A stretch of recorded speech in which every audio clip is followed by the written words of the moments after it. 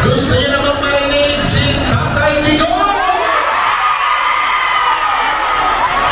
Eh, syempre dapat mag-stay put muna tayo sa inyong mga upuan. Upo muna. Oh. Sa lahat ng mga gusto na marinig si Tatay Digong, upo muna tayo sa ating mga upuan bago natin tawagin ang iba pang magsasalita dito sa ating harapan. Tuloy-tuloy pa po tayo mga kababayan sa ating programa, kaya hinihimok natin ang ating mga kababayan na umupo sa kanilang mga upuan. Please settle down. Okay? Upo na po tayo.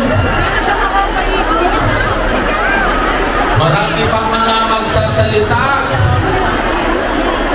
lalo na ang Team Suka. Gusto niyo na ba sila marinig?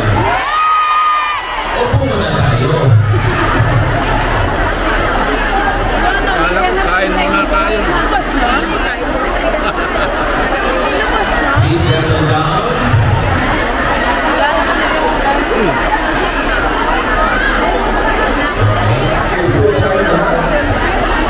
Upo muna tayo.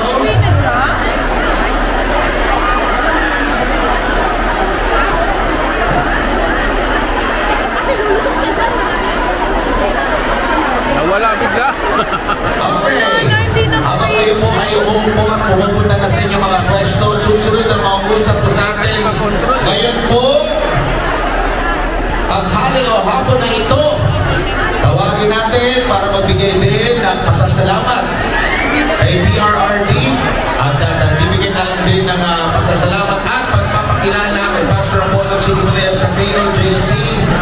Walang iba, tawagin natin si Bini Kathy Pina!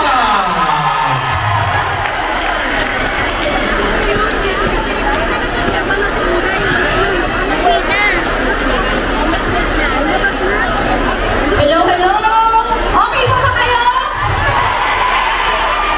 Yan. Okay. Sige, upo muna tayo. Masyado pong masaya. Maraming salamat po sa suporta. Para po sa kay former President Rodrigo Roa Duterte. At of course, kay Pastor Kibuloy. Nakakatuwa. Nakakatuwa talaga ang mga Pilipino. Iba po talaga pag nagkakaisa.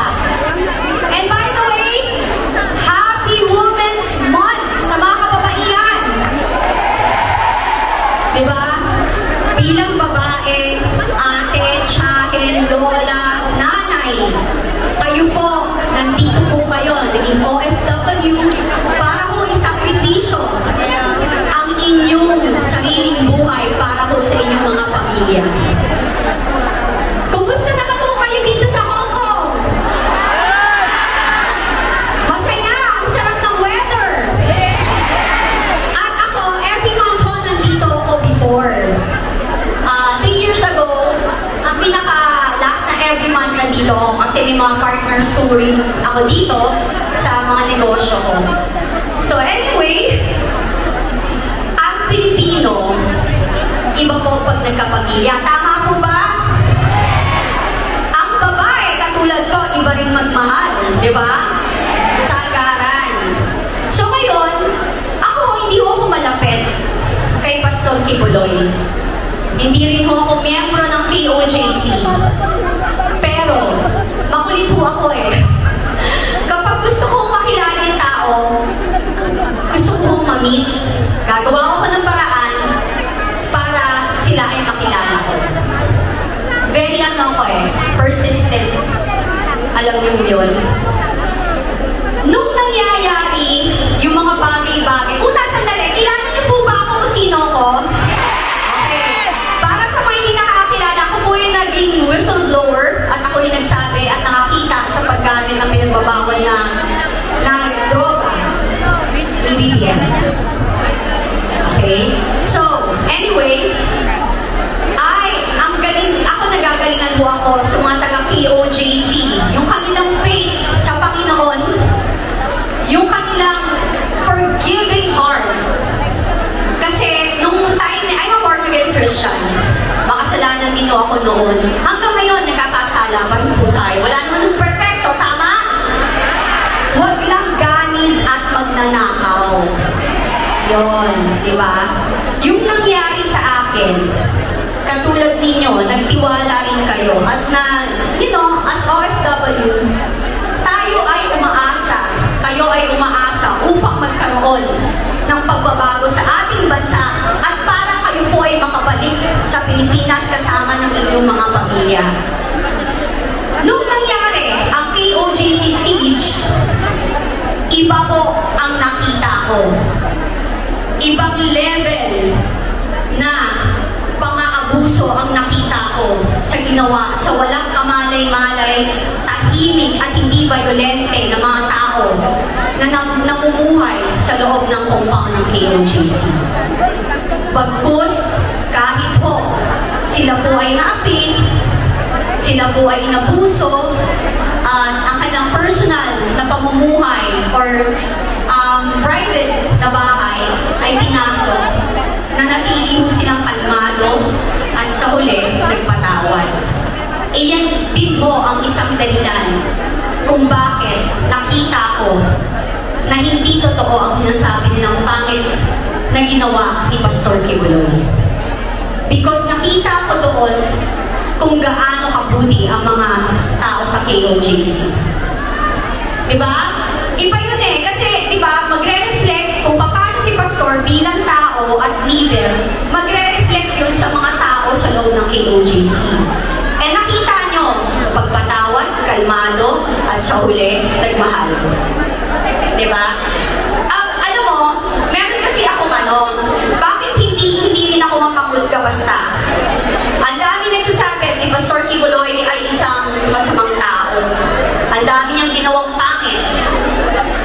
Ang hirap kong manghusga sa isang tao na hindi mo nakasalamuha, sa isang tao na hindi mo kilala, sa isang tao na wala kang personal experience. So dapat ho, hindi tayo manghuhusga. Yung mga nagsasalita against kay Pastor, tigilan niyo, lalo na hindi niyo siya kilala personal. So ngayon, si PRRD naman, bakit siya yung gusto kong presidente? Bakit siya pa rin sa akin ang pinakamagaling, simula ang pinanganak ang pinakamagaling na presidente? Diba?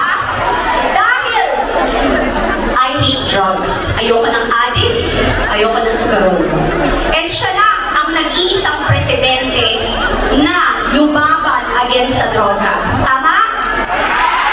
Ako, bibilib lang ako kapag ang presidente o nauupo or yung mga tao na magiging leader natin yung darating na eleksyon ay walang katakot-takot na labanan ang paglaganap ng droga. At si PRRD lang nakagawa nun. At naging okay ang ating pamumuhay kung siya ang namumuno, mas tahimik. Hindi katulad ngayon na puro kasinungaling na sinasabi nila. Na, sabi nila peaceful. Anong peaceful na gugutom natin? Tama? So, ngayon sa darating na eleksyon, suportahan po natin kung sino ang kanyang sinusuportahan. Magandang hapon po. God bless.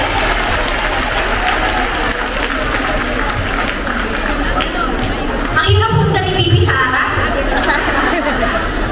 Maraming salamat kay Binibini Cathy Binag.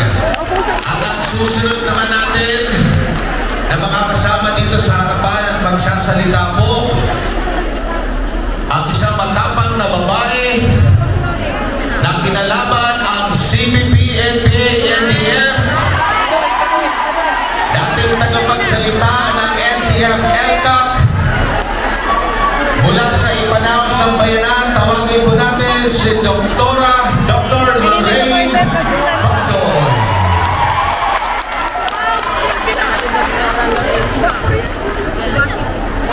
Galing yan ang salita.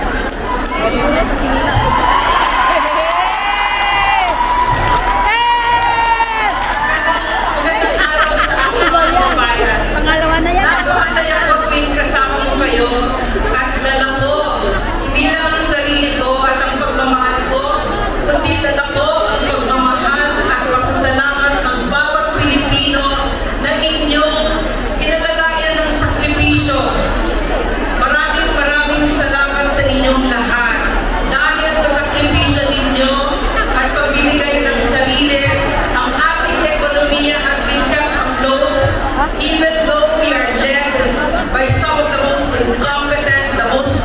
natin in different government officials right now. So isang malaking pasasalamat sa inyo. Alam ko na ang sakripisyo at pag-aalay ninyo sa